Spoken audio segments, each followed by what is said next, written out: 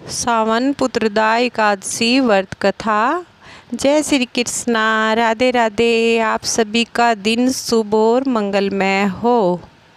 आप सभी श्रोताओं को पुत्रदा एकादशी की ढेरों शुभकामनाएं। हिंदू धर्म में एकादशी का बहुत अधिक महत्वपूर्ण होता है। एकादशी तिथि भगवान विष्णु को समर्पित होती है। सावन मास के शुक्ल पक्ष की एकादशी को पुत्रदा एकादशी के नाम जाना जाता है। हिंदू पंचांग के अनुसार पुत्रदा एकादशी वर्ष में 2 बार आती है, एक सावन मास में तो दूसरी पौष मास में। यह दोनों व्रत संतान प्राप्ति और उनके कल्याण के लिए महत्वपूर्ण है। दोनों एकादशी भगवान विष्णु की आराधना और संतान सुख की प्राप्ति के लिए विशेष रूप से महत्वपूर्ण है। मान्यता है कि सावन पुत्रदा एकादशी व्रत करने से वाजपेय यज्ञ के बराबर पुण्य फल की प्राप्ति होती है। संतानहीन लोगों के लिए यह व्रत शुभ फलदायी माना जाता है। शुभ फलदायी माना जाता है। इसके अलावा यदि संतान किसी प्रकार का कष्ट है तो इस व्रत को रखने से सारे कष्ट दूर हो जाते हैं। अब आइए सबसे पहले श्रवण करते हैं भगवान श्री हरि विष्णु की दिव्य कथा। जब तक भक्त और भगवान का संबंध केवल पूजा पाठ तक समर्पित रहता है तब तक भक्ति में रस कम और विधि अधिक होती है। लेकिन जब हम भगवान की उन अद्भुत लीलाओं को सुनते हैं जो उन्होंने अपने भक्तों के साथ की तो हमारे हृदय में भक्ति की सच्ची लौ जल उठती है। भगवान केवल मंदिरों में नहीं रहते बल्कि वह तो अपने सच्चे भक्तों के मन में भी निवास करते हैं, उनके दुख में सहभागी बनते हैं और उनके संकट में सहायक बनते हैं। फिर चाहे वो भक्त नामदेव हो, जानाबाई हो, धन्ना हो या फिर कोई सामान्य गृहस्थ भक्त, भगवान हर रूप में अपनी करुणा कृपा का प्रमाण देते हैं। इसीलिए सावन पुत्रदा एकादशी की पावन कथा सुनने से पहले अगर हम भगवान की भक्त वत्सल लीलाओं का श्रवण करें तो हमारी श्रद्धा और निष्ठा और भी दृढ़ हो जाती है। यह केवल कथा सुनना नहीं होता बल्कि हमारे भीतर उस विश्वास को जागृत होता है कि यदि हमारी भक्ति सच्ची होती है तो भगवान हमारी मदद करने स्वयं किसी न किसी रूप में आते हैं। आइए आज पुत्रदा एकादशी की कथा से पहले उस दिव्य कथा का रसपान करते हैं जहां भगवान श्री हरि विष्णु ने एक निसंतान दंपति की पुत्र बनकर सेवा की और मृत्यु उपरांत विधि पूर्वक उनका अंतिम संस्कार भी किए। तो एक बार प्रेम से बोलिए लक्ष्मी नारायण भगवान की जय।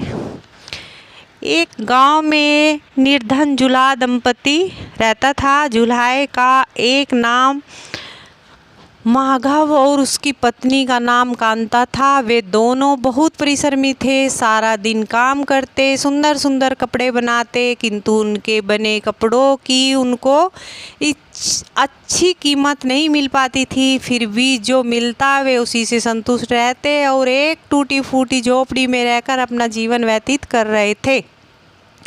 वे बहुत संतोषी स्वभाव के थे। वह दोनों भगवान श्री कृष्ण के अनन्य भक्त थे।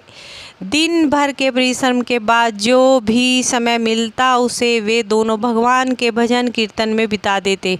माघव के पास एक तानापुरा और एक खड़ताल थी। जब वह दोनों मिलकर भजन गाते तो माघव तानपुरा बजाता और उसकी पत्नी खड़ताल। फिर तो दोनों भगवान के भजन में ऐसा डूब जाते कि उनको अपनी भूख प्यास की चिंता भी नहीं रहती थी। उन्होंने अपनी दीनहीन अवस्था के लिए कभी भगवान को कोई उलाहना नहीं दिया और अपने इसी जीवन में प्रसन्न थे। लेकिन एक दुख उनको सदा सताता रहता कि उनके कोई संतान नहीं थी। इसको लेकर वह सदा चिंतित रहा करते थे। चिंता तो थी, फिर भी दोनों सदा भगवान की भक्ति में मगन रहते थे। इसको भी उन्होंने भगवान की लीला समझकर स्वीकार कर लिया और निष्काम भाव से भगवान श्री कृष्ण की भक्ति में लीन रहते थे।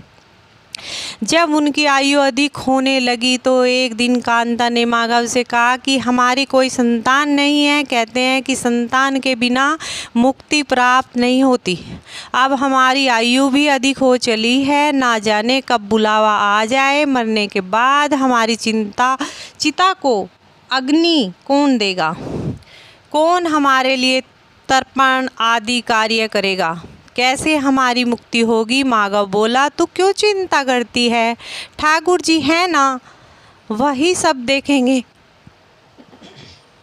माधव ने यह बात कह तो दी, किंतु वह भी चिंता में डूब गया।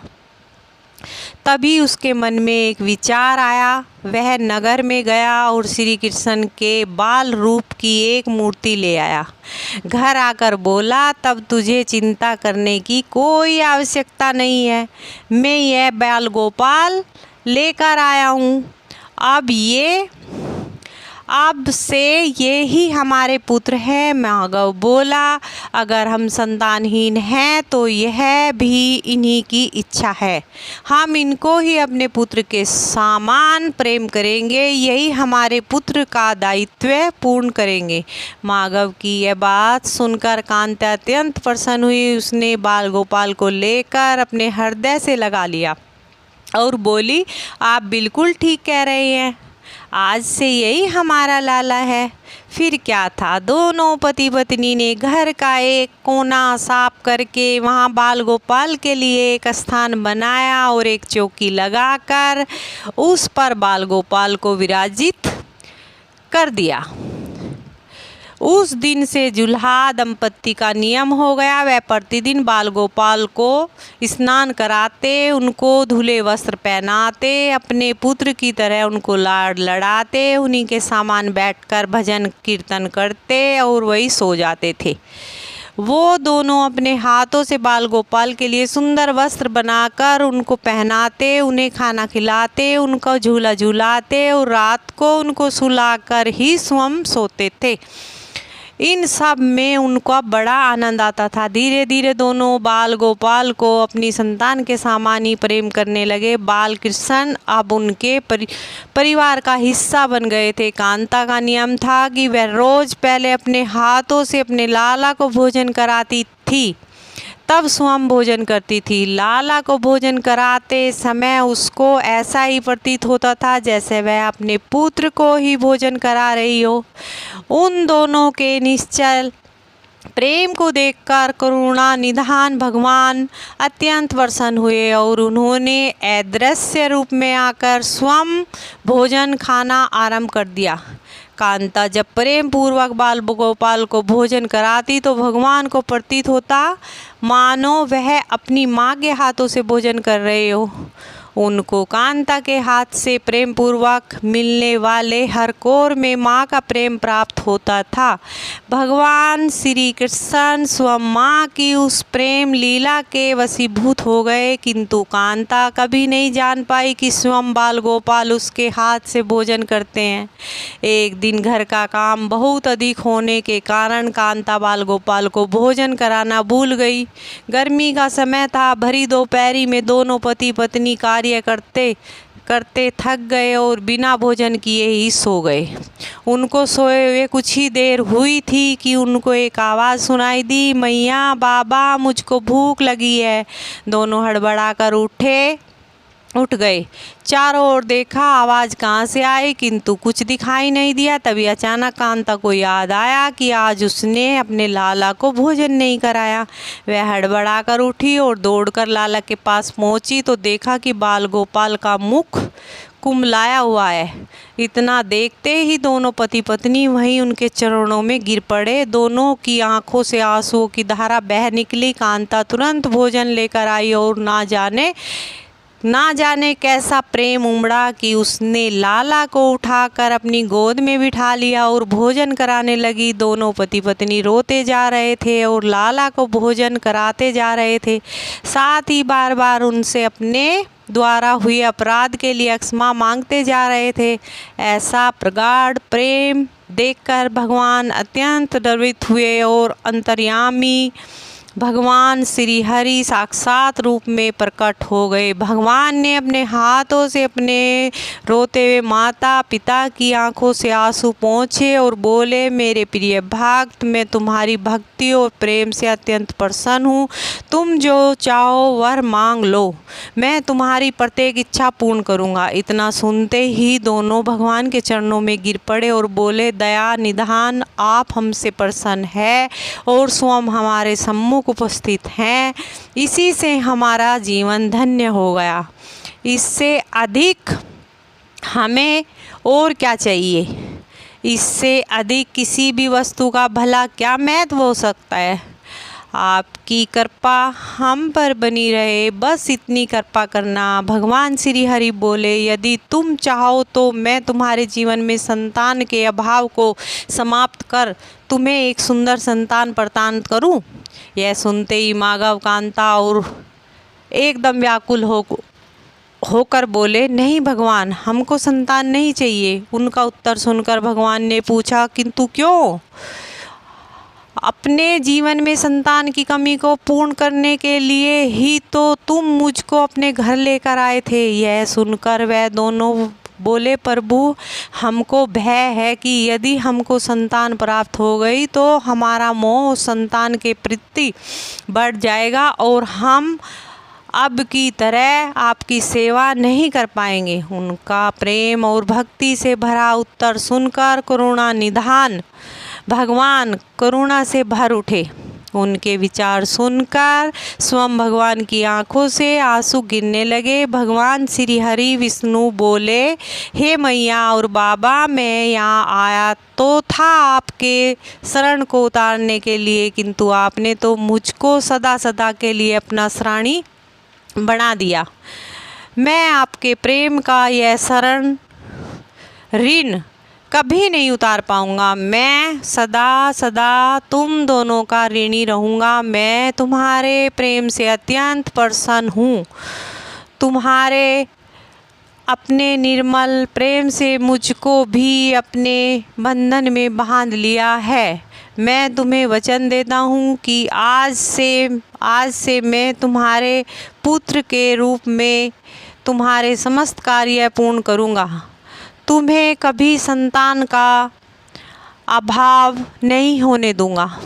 तुम ये तो जानते ही हो कि मेरा वचन कभी असत्य नहीं होता। ऐसा कहकर भक्त वत्सल भगवान बाल गोपाल की प्रतिमा में विलीन हो गए। उस दिन से माधव और कांता का जीवन बिल्कुल ही बदल गया। उन्होंने सारा काम धंधा छोड़ दिया और सारा दिन बाल गोपाल के भजन कीर्तन और उनकी सेवा में व्यतीत करने लगे। भजन करते हुए उनको ना भूख सताती और ना ही प्यास लगती थी। उन्होंने सभी प्रकार की इच्छाओं का पूर्ण रूप से त्याग कर दिया।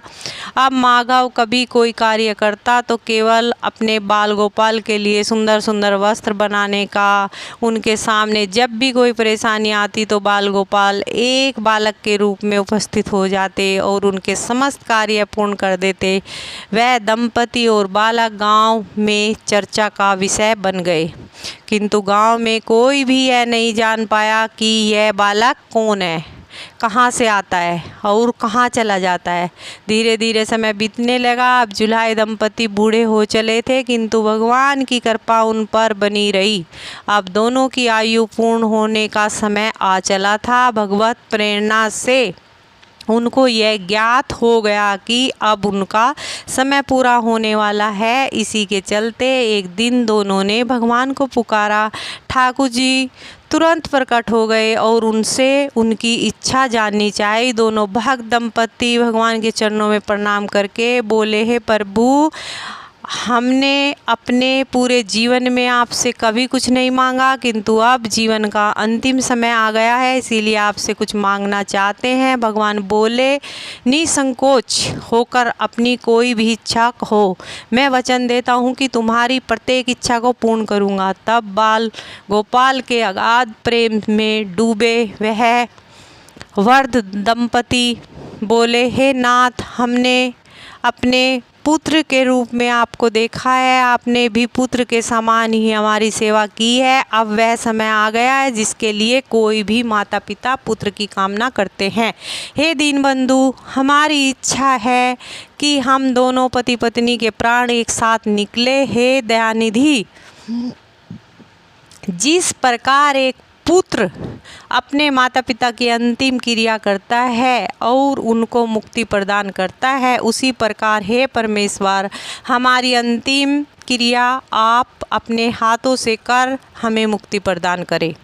श्री हरि ने दोनों को उनकी इच्छा पूर्ण करने का वचन दिया और बाल गोपाल के विग्रह में विलीन हो गए। अंत में वह दिन आ गया जब प्रत्येक जीव को यह शरीर छोड़ना पड़ता है। दोनों वृद्ध दंपति बीमार पड़ गए। उन दोनों की भक्ति की चर्चा गांव भर में थी, इसीलिए गांव के लोग उनका हाल जानने के लिए उनकी झोपड़ी के पास आ गए, किंतु उन दोनों का ध्यान तो श्री हरि में रम चुका था। उनको नहीं पता कि कौन आया और कौन नहीं। तभी अचानक एक चमत्कार हुआ। जुल्हाए की झोपड़ी एक तीव्र और अलौकिक प्रकाश से भर उठी। वहाँ उपस्थित समस्त लोगों की आंखें बंद हो गई। किसी को कुछ भी दिखाई नहीं पड़ रहा था। कुछ लोग तो झोपड़ी से बाहर आ गए, कुछ वही धरती पर बैठ गए। तभी श्री हरि अपने दिव्य चतुर्भुज रूप में प्रकट हुए। उनकी अद्भुत शोभा समस्त सृष्टि को आलोकित करने वाली थी, जो वातावरण में एक दिव्य सुगंध भर गई। वे अपनी मंद मंद मुस्कान से अपने उन भक्त माता पिता की ओर देख रहे थे। उनका यह दिव्य रूप देखकर दोनों वृद्ध अत्यंत आनंदित और मंत्रमुग्ध हुए जा रहे थे। अपने दिव्य दर्शनों से दोनों को तृप्त करने के बाद करुणामयी लीलाधारी समस्त सृष्टि के पालन करता श्री हरि वही उन दोनों के निकट धरती पर ही उनके सिरहाने बैठ गए। भगवान ने उन दोनों भक्तों का सर अपनी गोद में रख लिया, उनके शीश पर प्रेम पूर्वक अपना हाथ रखा, तत्पश्चात अपने हाथों से उनके नेत्र बंद कर दिए। इतना करते ही तत्काल दोनों के प्राण निकल गए, श्री हरि में विलीन हो गए। पंचभूतों से बना शरीर पंचभूतों में विलीन हो गया। कुछ समय बाद जब वह दिव्य प्रकाश का लोप हुआ तो सभी उपस्थित ग्रामीण ने देखा कि वहाँ न तो माधव था, न ही कांता थी और न ही बाल गोपाल बचे थे, तो मात्र कुछ फूल जो धरती पर पड़े थे और एक दिव्य सुगंध जो वातावरण में चारों ओर फैली थी। विस्मित ग्रामीणों ने श्रद्धा से उस धरती को नमन किया। उन पुष्पों को उठाकर ग्रामवासियों ने शीश से लगाया तथा माधव और कांता की भक्ति और गोविंद के नाम का गुणगान करते हुए चल दिए। उन पुष्पों को श्री गंगा जी में विसर्जित करने के लिए सच्चा भक्त वह है जो एक क्षण के लिए भी भक्ति से विमुख नहीं होता है, अर्थात जिसका चित्त ईश्वर में अखंड बना रहता है, वही सच्चा भक्त कहलाता है। सरल शब्दों में कहे तो भक्ति के अंतिम चरण का अनुभव करने वाले को ही भक्त कहते हैं। एक बार प्रेम से बोलिए, विष्णु भगवान की जय, विष्णु भगवान की जय। अब आइए श्रवण करते हैं पुत्रदा एकादशी की व्रत कथा। एकादशियों की कथाओं का आनंद लेते हुए धनुधर अर्जुन ने कहा, हे प्रभु, मेरे आनंद की सीमा नहीं है, मेरी जिज्ञासा बढ़ती जा रही है। हे कमल नयन, अब आप मुझे सावन मास के शुक्ल पक्ष की एकादशी की कथा सुनाने की कृपा करें। तब भगवान श्री कृष्ण ने कहा, हे धनुधर अर्जुन, सावन मास के शुक्ल पक्ष की एकादशी की कथा के सावन मास से ही अनंत यज्ञ का फल प्राप्त होता है। हे पार्थ, द्वापर युग के आरंभ में ईत नाम की एक नगरी थी। उस नगरी में महिजीत नाम का एक राजा था। राजा रहा करता था, वह पुत्रहीन था, इसीलिए वह सदा दुखी रहता था। उसे वह राज्य, सुख और वैभव सभी कुछ बड़ा ही कष्टदायक लगता था, क्योंकि पुत्र के बिना मनुष्य को इस लोक और परलोक दोनों में ही सुख नहीं मिलता है। राजा ने पुत्र प्राप्ति के लिए बहुत उपाय किए, किंतु उसका हर उपाय निष्फल रहा। जैसे जैसे राज्य महिजीत वृद्धावस्था की ओर बढ़ता जा रहा था, वैसे वैसे उसकी चिंता भी बढ़ती जा रही थी। एक दिन राजा ने अपनी सभा को संबोधित करते हुए कहा, ना तो मैंने अपने जीवन में कोई पाप किया है और ना ही अन्याय पूर्वक प्रजा से धन एकत्रित किया है, ना ही कभी प्रजा को कष्ट दिया और ना ही कभी देवता और ब्राह्मणी का निरादर किया है। मैंने तो प्रजा का सदैव अपने पुत्र की तरह पालन किया है, कभी किसी से ईर्ष्या भाव नहीं किया, सभी को एक समान समझा है। मेरे राज्य में कानून भी ऐसे नहीं है जो प्रजा में अनावश्यक डर उत्पन्न करे। इस प्रकार धर्म युक्त राज्य करने पर भी मैं इस समय अत्यंत कष्ट पा रहा हूँ। इसका क्या कारण है? मेरी समझ में तो कुछ नहीं आ रहा है। आप इस पर विचार करें कि इसका क्या कारण है और क्या इस जीवन में इस कष्ट से मुक्त हो पाऊंगा। राजा के इस कष्ट के निवारण के लिए मंत्री आदि वन को गए, ताकि वहां जाकर किसी ऋषि मुनि को राजा का दुख बताकर कोई समाधान पा सके। वन में जाकर उन्होंने श्रेष्ठ ऋषि मुनियों के दर्शन किए। उस वन में व्योवृद्ध और धर्म के ज्ञाता महर्षि लोमस भी रहते थे। वे सभी लोग महर्षि लोमस के पास गए। उन सब ने महर्षि लोमस को दंडवत प्रणाम किया और उनके सामने बैठ गए। महर्षि के दर्शन से सभी को बड़ी प्रसन्नता हुई और सबने महर्षि लोमस से प्रार्थना की, हे देव, हमारी अहोभाग्य है कि हमें आपके दर्शनों का सौभाग्य प्राप्त हुआ। मंत्रियों की बात सुनकर लोमस ऋषि ने कहा, हे मंत्री, आप लोगों की विनम्रता और शुद्ध व्यवहार से मैं अति प्रसन्न हूँ। आप मुझसे अपने आने का प्रयोजन कहे, मैं आपके कार्य को अपने समर्थ के अनुसार अवश्य ही पूर्ण करूँगा, क्योंकि हमारा शरीर ही परोपकार के लिए बना है। लोमस ऋषि के ऐसे मृदु वचन को सुनकर मंत्री ने कहा, हे ऋषिवर, आप हमारी सभी बातों को जानने से ब्रह्मा से भी ज़्यादा समर्थ है, अतः आप हमारे संदेह को दूर कीजिए। मैस्वेती नामक नगरी के हमारे महाराज महीक्षित बड़े ही धर्मात्मा और प्रजावत्सल है और प्रजा का पुत्र की तरह धर्म अनुसार पालन करते हैं, किंतु फिर भी वे पुत्रहीन हैं। हे महामुनि, इससे वे अत्यंत दुखी रहते हैं। हम लोग उनकी प्रजा है, हम भी उनके दुख से दुखी हो रहे हैं, क्योंकि प्रजा का यह कर्तव्य है कि राजा के सुख में सुख माने और दुख में दुख माने। हमें उनके पुत्रहीन होने का अभी तक कारण ज्ञात नहीं हुआ है, इसीलिए हम आपके पास आए हैं। अब आपके दर्शन करके हमको पूर्ण विश्वास है कि हमारा दुख अवश्य ही दूर हो जाएगा, क्योंकि महान पुरुषों के दर्शन मात्र से ही प्रत्येक कार्य की सिद्धि हो जाती है। अतः आप हमें बताने की कृपा करें कि किस विधान से हमारे महाराज पुत्रवान हो सकते हैं।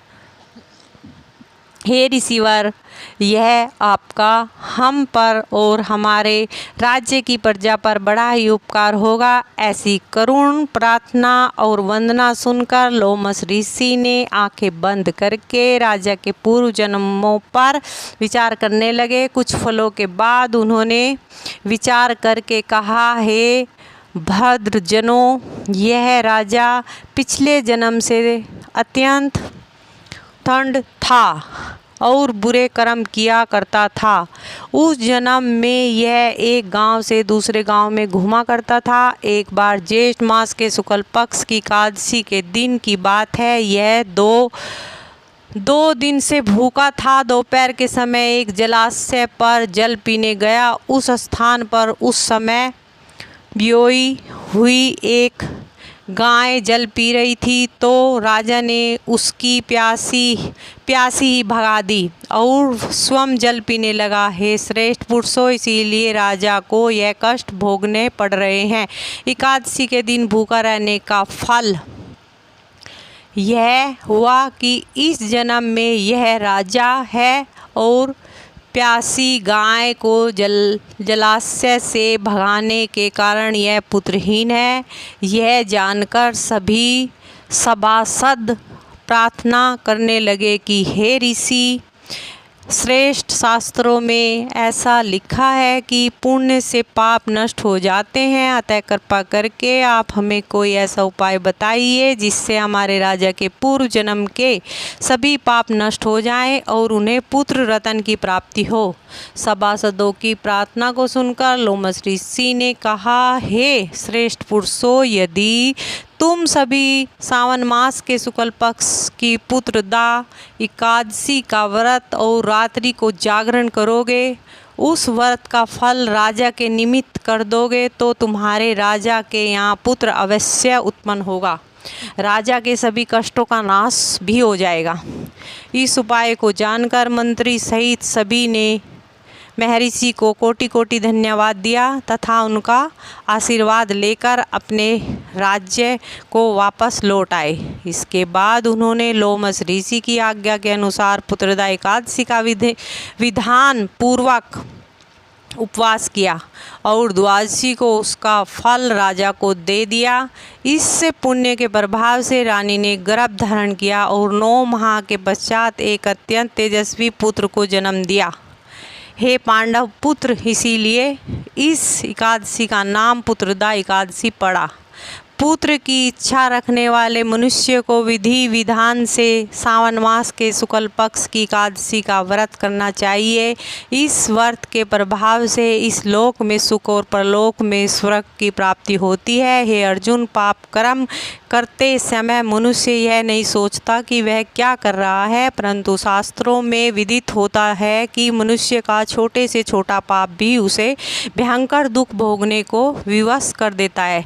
इसीलिए मनुष्य को पाप कर्म करने से सदा डरना चाहिए, क्योंकि पाप नामक यह दैत्य जन्म जन्मांतर तक उसका पीछा नहीं छोड़ता।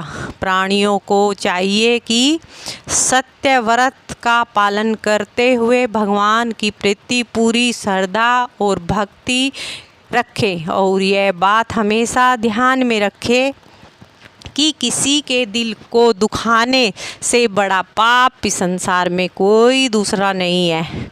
और यदि गलती से इस तरह कोई पाप हो भी जाए तो एकादशी का व्रत रखकर भगवान श्री हरि की विधि विधान से पूजा करके अपने पापों को प्रायश्चित करना चाहिए।